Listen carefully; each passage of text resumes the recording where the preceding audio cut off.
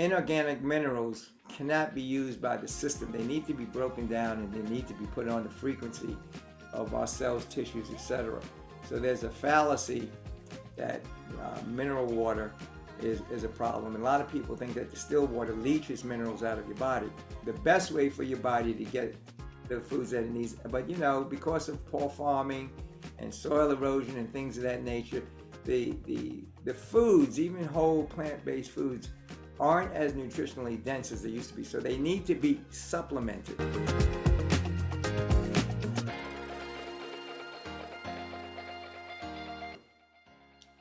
Hi guys, Dr. Jim Sharps again at the IIOM YouTube channel, and today we're going to be covering part 2 of how to boost your immune system naturally. Okay, in part 1 we covered 2 items. We're going to cover 3 additional items today. The first 2 items were nutrition and exercise. Okay, so the third element for boosting your immune system naturally is something that a lot of us don't pay enough attention to, and that is sleep and stress management. Sleep is extremely important. All of your catabolic, or all of the breakdown, is happening during your waking hours. Every time you exercise, you're working, everything is tearing down, and all of that rebuilding takes place during sleep. And there's the various phases of sleep. There's that light sleep in the first phase, and then you start drifting off. And by the time you get to that third phase of sleep, where you start twitching, you don't even know it. But the most important part is that fourth phase. It doesn't last very long. It's about 20 minutes, but that's where the most powerful rebuilding takes place. It's about 20 minutes, as I said, but you need to go through those phases. They can last anywhere from 60 to 90 minutes. So you have to go to like 3.5, 4 hours before you start getting to this final phase where you get the most powerful, what is called anabolic activity. So the catabolic activity is tearing you down and burning up resources. That rebuilding takes place during that anabolic phase. And the most powerful part is in that 20-minute segment. And you go to about 2 or 3 of those segments at night. And so adults should normally get a good anywhere, you'll see at the very low end, 6 hours and 9 hours at the high end. And so you go through 2 or 3 of these phases that I talked about, or actually 4 phases of these 90-minute or so periods of building up that high phase of anabolic activity, and then you go through the process again. And you're oblivious to everything during that time. Sound, movement of your body. You can be twitching and all kinds of things that occur there. But very important part. The other part of that sleep is stress management. And we need a certain amount of stress in our life, but excess stress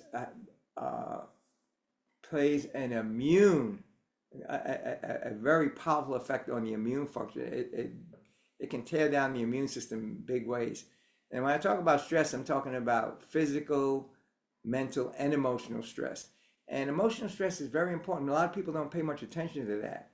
But fear, anger, hate, those have a profound effect on various organs of the body, like the organs of the kidneys, the liver, etc. So that stress management, as well as sleep, that process, those are very important factors in affecting your immune system. So that's something that you want to start paying attention to. And so we know about sleep, but things like meditation, making sure deep breathing, even journaling, just being very intentional about your life and taking control and not letting it control you. All these are very important factors in that sleep and stress management area. Okay, now the next element is another one that's very important, but not really focused on enough, and that is hydration. We're at about 70 to 75% water. Even bone is about 20 to 25% water. So water is very important for immune function.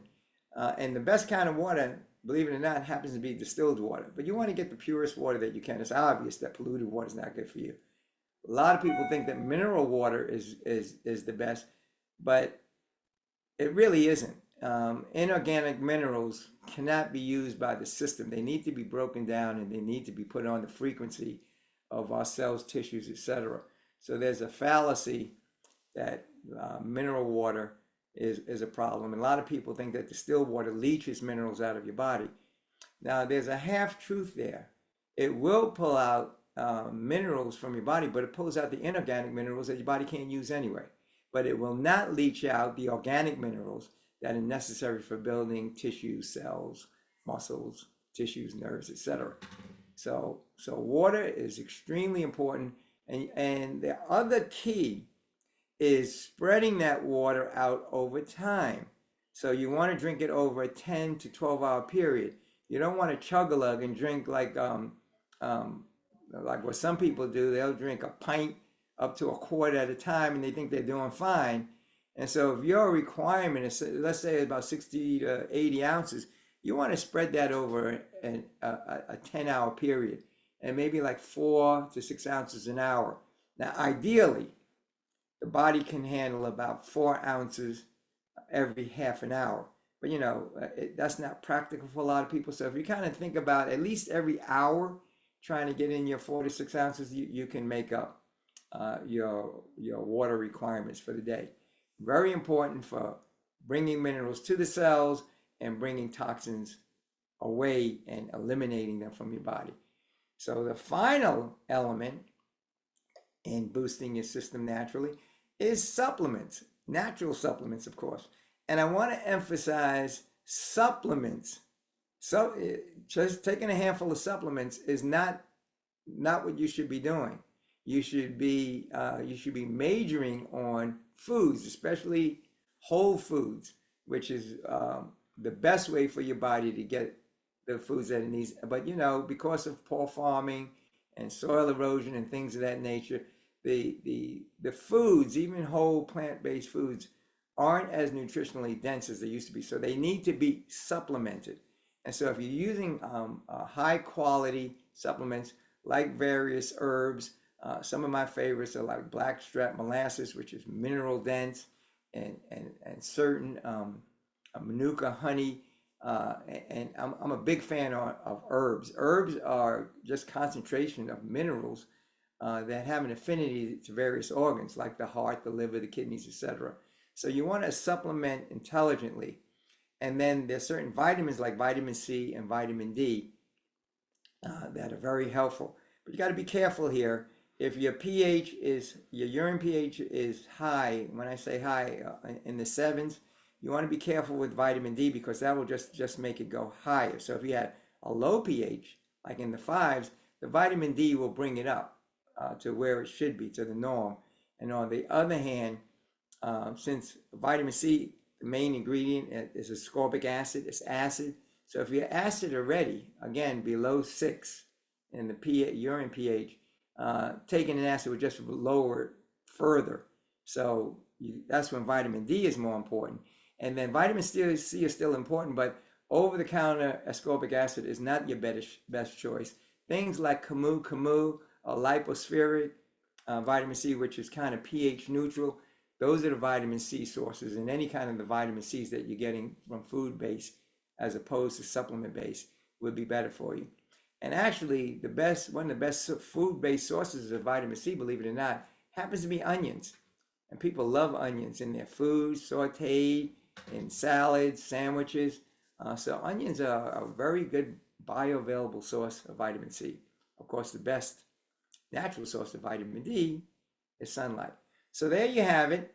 Those are basically the keys, some of the very key things for the ultimate guide, as a really good foundational guide to boosting your immune system naturally. So those are the 5 elements that I'd like you to kind of consider incorporating into your diet and lifestyle. Again, it's nutrition, exercise, sleep, stress control, hydration, and supplements. Where for all of those, where appropriate. So that is a very good, thoughtful, balanced approach. Now, to answer the test questions, if you remember from last week, remember the question was, how much do you think sleep actually contributes to your health and vitality?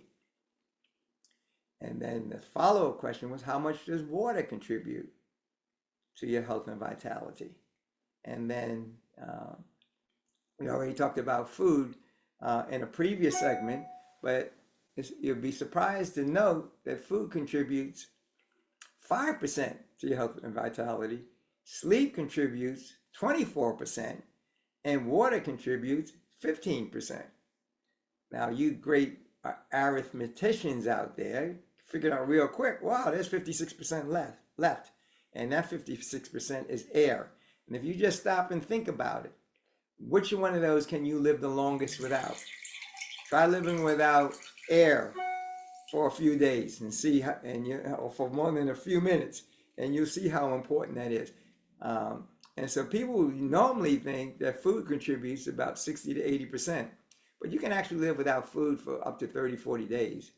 And when I worked at a supervised fasting facility, there was one person that actually fasted for 100 days, no food, just water. You need the water, you need to have that circulation going, you need to be bringing the toxins out and all of that. And actually after the 80th day, he started gaining weight, not pounds, a few ounces. So he was getting, and a lot of people don't realize this, you get nutrients out of the air. As a matter of fact, the single most important nutrient that your body needs for making all your protein comes from the air. All protein are nitrogen based, and the air is actually 78% nitrogen, and it's about 17, 21% oxygen, and then there's a whole bunch of other minerals, very small quantities, that contribute to your health and vitality. So that kind of gives you an overall view, probably a little bit more science than you wanted, but hopefully you got some context about some really good immune boosting things that you can start adding to your diet, to your lifestyle, to try to add 15 to 30 productive years to your life. And so there you have it. Hopefully that helped. If you found this to be helpful, continue to subscribe. Let us know below. And we look forward to continue to bring you health tips and techniques for adding 15 to 30 productive years to your life. And of course, if you have any questions on any particular topics, let us know. We here at IIOM would love to provide you good advice and counsel and what we call original medicine, the most powerful system known to man for preventing and reversing all chronic degenerative diseases. And so until next time, until our next interaction, I want to ask you to stay healthy. Until I see you next time, bye for now. God bless.